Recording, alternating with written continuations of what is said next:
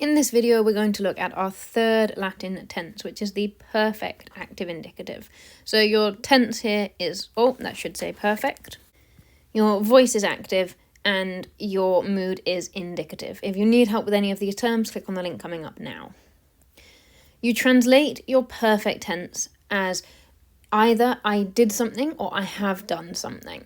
In English, these are technically two separate tenses. This is the past simple and the present perfect. But in Latin, it could be either of these. Just go with whatever makes most sense for the translation of your sentence. So I carried or I have carried. Both are possible options in Latin. You form your perfect tense with a different stem from everything we've seen before. You need your perfect stem, which you'll find in your principal parts. It's your third principal part. When you go to your dictionary, it will say something like this.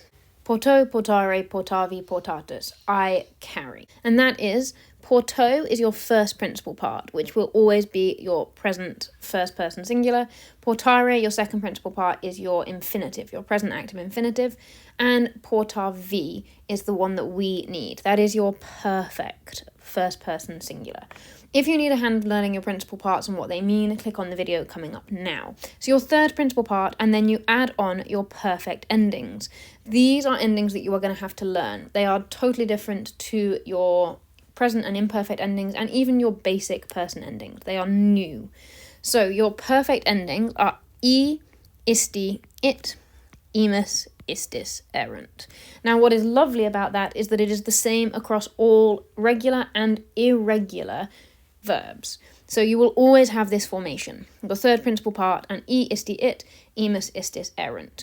And you just have to learn your principal parts. So it becomes portavi, portavisti, portavit, portavimus, portavistis, portaverunt. And that means I carried, you singular carried, he, she, or it carried, we carried, you plural carried, and they carried. Monui, monuisti, monuit, monuimus, monuistis, monuerunt. So for I warned, you warned, etc. Rexi, rexisti, rexit, reximus, rexistis, rexerunt. And you can see there, you can't always predict what the stem changes to. In your first conjugation and your fourth conjugation, it will often be like this. So AV on the end of your present stem and then your endings. And IV on your present stem and your endings for your fourth conjugation.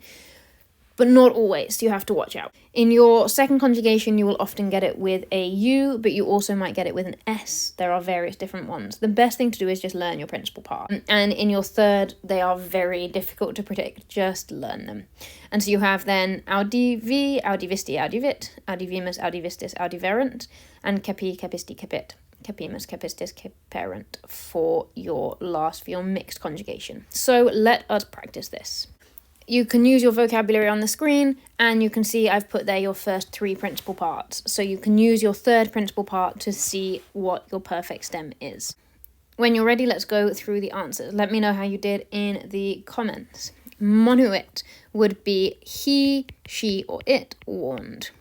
Laudavisti would be, if you think isti, it, you singular praised.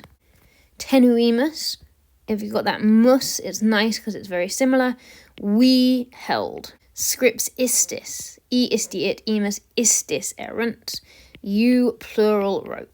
Dux erunt, again that nt signals they, so they led. Cepi, singular I, means I, nice and easy. I captured, I took.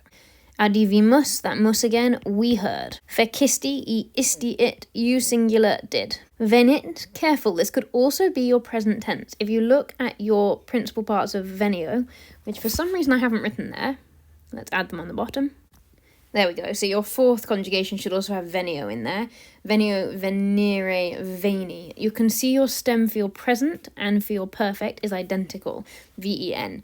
And because it's io, is, it, and then isti, it, they both are it in your third person singular and imus in your first person plural. So for he, she, it, and we, you will only be able to tell from the context of the sentence, from the other verbs in the passage maybe, whether this is present or perfect. But it should always be obvious.